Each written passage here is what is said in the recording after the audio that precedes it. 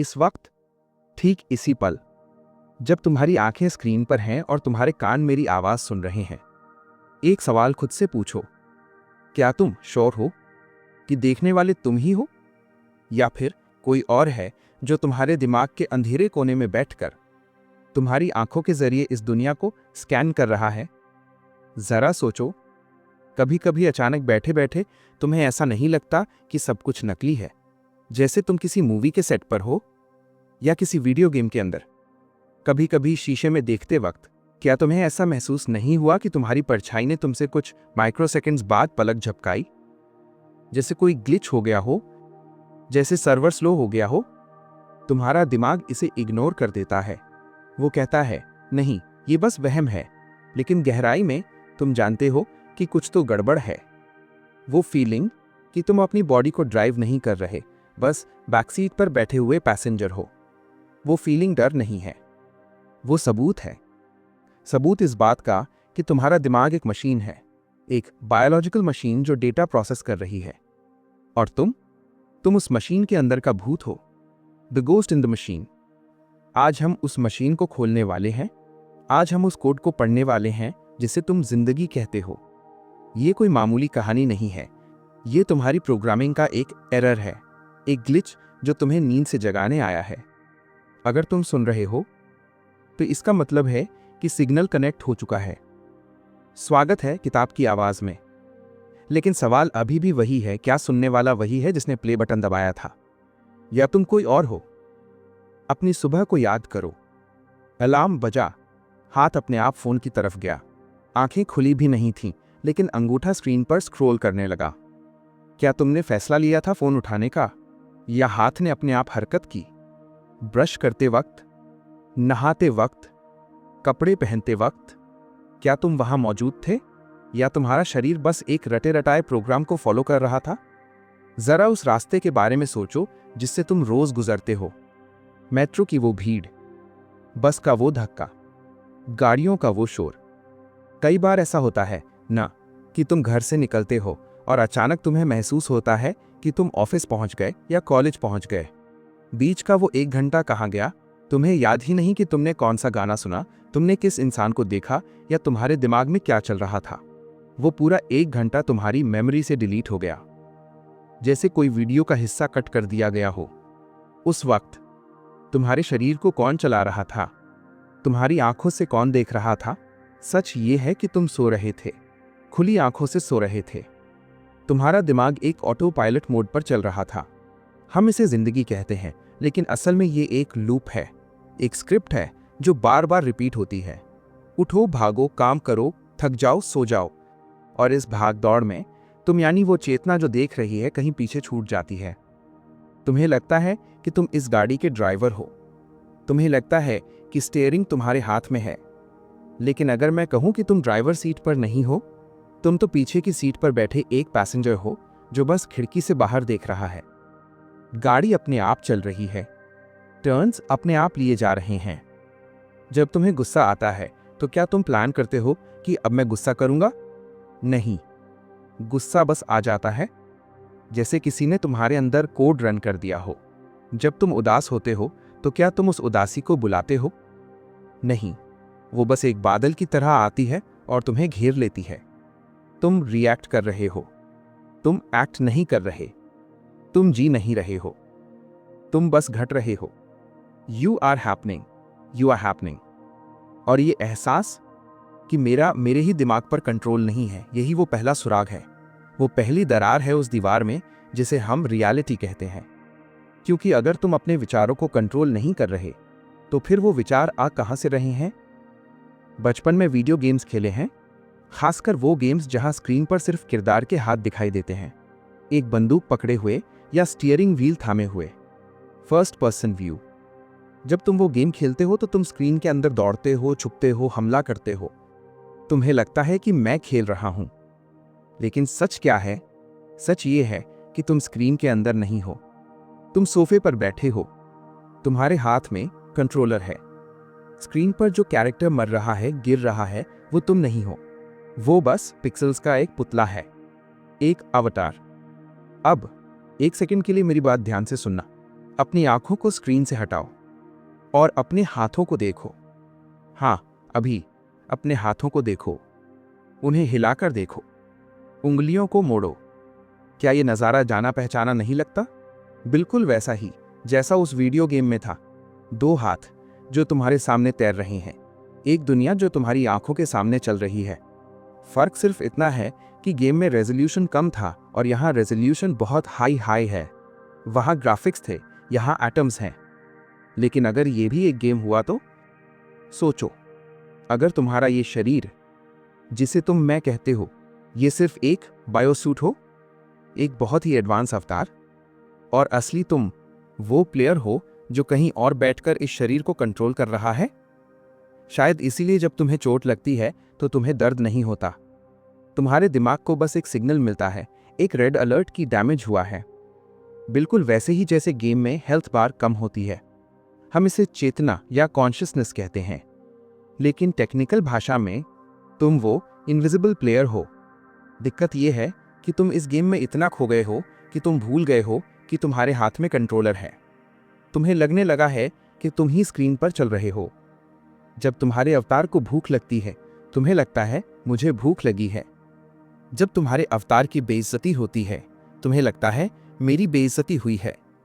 तुमने अपनी पहचान को इस हार्डवेयर के साथ चिपका दिया है। लेकिन किताब की आवाज आज उस अवतार से बात नहीं कर रही। मैं उस शरीर से बात नहीं कर रहा जिसके कान यह सुन रहे हैं। मैं उस खिलाड़ी से बात कर रहा हूं जो इन आंखों के पीछे छुपा बैठा है। मैं तुमसे बात कर रहा हूं। ये शरीर एक पिंजरा है, एक मशीन है, और तुम इसके अंदर फंसे हुए वो ड्राइवर हो जो भूल चुका है कि गाड़ी से बाहर कैसे निकलना है। क्या तुम्हें कभी अजीब नहीं लगता कि तुम अपनी आंखों को बंद कर सकते हो, अपने कानों को बंद कर सकते हो, लेकिन तुम अपने होने को बंद नहीं कर सकते? ये मशीन 24 घंटे चल रही है और तुम बस देख रहे हो। लेकिन सवाल ये है, अगर तुम शरीर नहीं हो, अगर तुम दिमाग भी नहीं हो, तो फिर ये मैं की आवाज आ कहां से रही है? ये मैं कौन है? एक गहरी सांस लो और मेरे साथ एक खाली कमरे में चलो। कल्पना करो, एक ऐसा कमरा जो बिल्कुल खाली है। उसमें कोई फर्नीचर नहीं है, कोई तस्वीर नहीं है, कोई रंग नहीं है। बस 4 दीवारें हैं और धूल के कुछ जर्रे जो हवा में तैर रहे हैं। वहां एक गहरी शांति है, एक ऐसी खामोशी जिसे तुम सुन सकते हो। यह कमरा तुम्हारी असलियत है। यह वो स्पेस है जिसे हम अवेयरनेस या चेतना कहते हैं। लेकिन दिक्कत यह है कि तुम इस खालीपन से डरते हो। इसीलिए बचपन से लेकर आज तक तुमने इस कमरे को सामान से भर दिया है। तुम्हारे स्कूल की यादें, तुम्हारे पहले प्यार का नाम, तुम्हारी हार, तुम्हारी जीत, तुम्हारे डर, तुम्हारी पसंद नापसंद। तुमने इस कचरे को इकट्ठा किया और इसे मैं का नाम दे दिया। मैं डॉक्टर हूं, मैं एक अच्छा बेटा हूं, मैं एक बुरी इंसान हूं। तुमने इन लेबल्स को दीवारों पर टांग दिया और अब तुम इस भरे हुए कमरे में खड़े हो और तुम्हें लगता है कि ये सामान ही तुम हो। लेकिन अगर मैं इस कमरे से सारा सामान निकाल दूं तो? अगर तुम्हारी याददाश्त चली जाए तो क्या तुम मर जाओगे? नहीं, तुम तब भी रहोगे, तुम तब भी देखोगे, तुम तब भी महसूस करोगे। तुम्हारी यादें, वो तुम नहीं हो। वो बस पुरानी रिकॉर्डिंग्स हैं, वो डेटा की फाइल्स हैं जो तुम्हारे दिमाग की हार्ड ड्राइव में पड़ी हैं, धूल खा रही हैं। जब तुम अपनी पुरानी एल्बम देखते हो तो तुम्हें लगता है कि वो तुम थे, लेकिन सच ये है कि वो इंसान मर चुका है। उसका हर सेल बदल चुका है, उसके विचार मर चुके हैं। जो बचा है वो सिर्फ एक कहानी है, एक भूतिया गूंज। तुम्हारा दिमाग एक सुरंग की तरह है, एक ईगो टनल। तुम इस सुरंग के अंदर भाग रहे हो और पीछे से एक आवाज तुम्हें लगातार एक कहानी सुना रही है। मैं ये हूं, मुझे ये चाहिए, मुझे उससे नफरत है। ये आवाज, ये नैरेटर, ये भी तुम नहीं हो। ध्यान से सुनो, क्या तुम अपने दिमाग में चलने वाली इस आवाज को सुन सकते हो? अगर तुम इसे सुन सकते हो तो तुम ये आवाज कैसे हो सकते हो? सुनने वाला और बोलने वाला एक नहीं हो सकते। तुम वो साइलेंस हो जो दो विचारों के बीच में आता है। कभी ध्यान दिया है, एक विचार खत्म होता है और दूसरा शुरू होने से पहले एक नन्हा सा गैप आता है, एक सन्नाटा। वही तुम हो। तुम वो खाली कमरा हो जिसमें विचार आते हैं और चले जाते हैं। तुम वो आसमान हो जिसमें बादल आते हैं और चले जाते हैं। बादलों के आने से आसमान मैला नहीं होता। तुम शुद्ध हो, तुम साफ हो। तुम बस भूल गए हो कि तुम वो खालीपन हो और तुम्हें लगने लगा है कि तुम वो शोर हो। इस शोर को थोड़ा कम करो।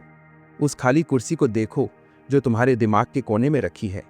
वहां कोई नहीं बैठा है और वही सच है। तुम कोई नहीं हो, तुम सब कुछ हो।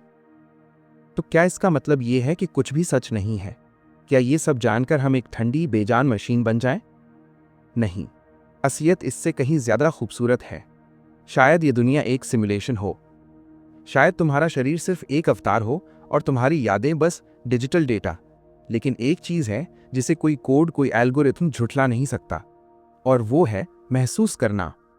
जब तुम किसी का हाथ थामते हो और तुम्हें उस खाल की गर्माहट महसूस होती है, वो सच है। जब तुम्हारी आंखों से आंसू गिरते हैं और वो गालों पर ठंडे लगते हैं, वो दर्द सच है। जब तुम डूबते सूरज को देखते हो और एक अजीब सा सुकून तुम्हें घेर लेता है, वो पल सच है। भले ही ये थिएटर नकली हो, लेकिन जो इमोशंस तुम महसूस कर रहे हो, वो इस ब्रह्मांड की सबसे असली चीज हैं। अक्सर लोग ये जानकर डर जाते हैं कि उनका ईगो या उनकी पहचान एक झूठ है। उन्हें लगता है कि वो अकेले हो गए हैं। लेकिन सच तो ये है कि अब तुम आजाद हो। तुम्हें अब उस भारी बोझ को ढोने की जरूरत नहीं है कि दुनिया मेरे बारे में क्या सोचेगी, क्योंकि वो दुनिया भी एक परसेप्शन है और वो तुम भी एक कहानी हो। जब तुम ये जान लेते हो कि तुम ड्राइवर नहीं, सिर्फ एक मुसाफिर हो, तो तुम सफर का मजा लेना शुरू कर देते हो। तुम उस तनाव को छोड़ देते हो जो तुम्हें हर वक्त घेरे रहता था। तुम बस देखते हो जैसे एक बच्चा पहली बार बारिश को देखता है, बिना किसी जजमेंट के, बिना किसी लेबल के। ये जो किताब की आवाज तुम सुन रहे हो, ये तुम्हें डराने के लिए नहीं, तुम्हें शांत करने के लिए है। तुम्हें जगाने के लिए नहीं, बल्कि ये बताने के लिए कि जागने के बाद जो दुनिया दिखेगी वो और भी हसीन है। वहां ना कोई मुकाबला है, ना कोई जीत, ना कोई हार। वहां सिर्फ होना है। अपने सीने पर हाथ रखो, उस धड़कन को महसूस करो। ये धड़कन तुम्हारे कहने से नहीं चल रही, ये कुदरत का संगीत है जो तुम्हारे जरिए बज रहा है। तुम इस महान कलाकृति का हिस्सा हो। भले ही तुम इस मशीन के अंदर एक भूत हो, लेकिन तुम एक ऐसे भूत हो जो प्यार कर सकता है, जो रो सकता है, जो मुस्कुरा सकता है। और शायद यही इस पूरे गेम का मकसद है। इस सिमुलेशन का अंत क्या है ये कोई नहीं जानता, लेकिन जब तक ये चल रहा है तब तक इसे पूरी शिद्दत से जीना ही एकमात्र सच्चाई है। अपनी अवेयरनेस को एक तोहफा समझो, क्योंकि पूरे ब्रह्मांड में तुम वो हिस्सा हो जिसके जरिए ये कायनात खुद को देख रही है। तुम वो आंख हो जिससे खुदा खुद को निहार रहा है। तो अब जब तुम इस वीडियो को बंद करोगे और वापस अपनी असली दुनिया में जाओगे, तो एक बदलाव के साथ जाना। चीजों को वैसे मत देखना जैसी वो तुम्हें दिखाई देती हैं। चीजों को वैसे देखना जैसे वो असल में हैं। बेजान नहीं, बल्कि जिंदा। नकली नहीं, बल्कि जादुई। क्योंकि अब तुम जानते हो कि तुम कौन हो, और उससे भी जरूरी, तुम जानते हो कि तुम कौन नहीं हो। लेकिन रुकिए, जैसे ही आप इस गहराई से बाहर निकलेंगे, आपका दिमाग फिर से सक्रिय हो जाएगा। वो फिर से वही पुरानी कहानियां बुनना शुरू कर देगा। वो आपसे कहेगा कि जो आपने अभी सुना वो सिर्फ एक वीडियो था। वो फिर से आपको उस ऑटो पायलट मोड पर ले जाने की कोशिश करेगा। पर क्या आप वाकई वापस जा सकते हैं? एक बार जब आप देख लेते हैं कि जादूगर हाथ की सफाई कैसे कर रहा है, तो फिर जादू जादू नहीं रहता, वो सिर्फ एक ट्रिक बन जाता है। अब जब भी आप शीशे में देखेंगे, आपको वो ग्लिच याद आएगा। जब भी आप भीड़ में चलेंगे, आपको वो पैसेंजर वाली फीलिंग याद आएगी। और जब भी आपके मन में कोई विचार आएगा, आप रुक कर पूछेंगे, क्या ये मेरा है? ये सवाल ही वो लूप है जो कभी खत्म नहीं होता। सच्चाई ये है कि ये सफर कहीं पहुंचने के लिए नहीं था। ये सफर तो सिर्फ ये देखने के लिए था कि आप शुरू से वहीं खड़े थे जहां आपको होना चाहिए था। उस खाली कमरे में, उस सन्नाटे में। अंधेरा हो रहा है, स्क्रीन धुंधली हो रही है, और मेरी आवाज अब धीरे धीरे आपके ख्यालों में घुल रही है। लेकिन याद रखना कि जब ये आवाज शांत हो जाएगी और जब आप इस फोन को नीचे रख देंगे, तब भी कोई है जो देख रहा है, कोई है जो अभी भी सुन रहा है। क्या वो आप हैं? या फिर क्या आप अभी भी यकीन से कह सकते हैं कि देखने वाले तुम ही हो? या फिर कोई और है जो तुम्हारे दिमाग के अंधेरे कोने में बैठकर तुम्हारी आंखों के जरिए इस दुनिया को स्कैन कर रहा है? जरा सोचो, शायद जवाब वही है जहां से हमने शुरू किया था। किताब की आवाज, फिर लौटेगी, उसी खाली कमरे में, आपका इंतजार करते हुए। लेकिन तब तक बस देखते रहिए उस भूत को जो इस मशीन को चला रहा है